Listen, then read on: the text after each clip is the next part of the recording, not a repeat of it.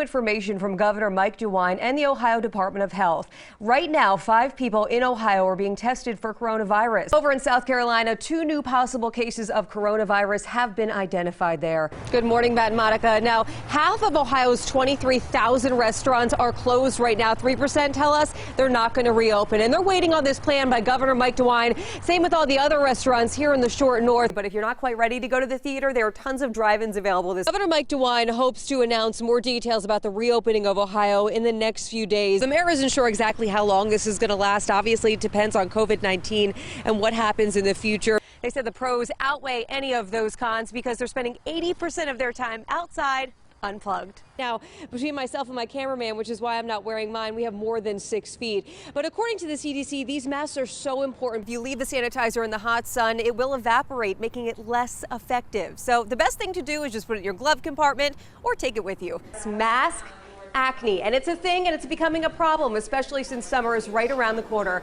Now, we're here at Verve Fitness, and you can see the trainers are wearing their masks. We're seeing a backlog as well, but they recommend using different cuts of meat in your recipes and experiment until they become available. And unfortunately, at some of your local grocery stores, you may see an increase in prices until they get that supply chain going. Bars like this one, Seven Sun Brewing here in Italian Village, they've been wanting to expand their patio because, like a lot of other restaurants, they've lost a lot of those tables because of the social distancing requirements they've had to meet. The largest school district in the state will start virtually, but it is very possible they could turn to a blended model towards the second quarter. Right now, actually, all of the high school sports can practice as of August 1st. It's up to the specific school and whether or not they can play. It's sad to see, but almost weekly we see restaurants like these close their doors for good because of the pandemic. Carrie, Colleen, you know what? It's a very scary situation for almost everybody because there's so much unknown right now. With no income, this business is struggling, and like a lot of other small businesses right now, they're wondering, will they make it out of this pandemic? And they had a lot of questions that they didn't get answered. Dr. Gastaldo says these mitigation efforts we have here in Ohio really will only work if they're done hand in hand. What have you learned about this plan? Yes, good evening, Carrie. So it's a hybrid learning plan, just like a lot of other school districts have implemented already.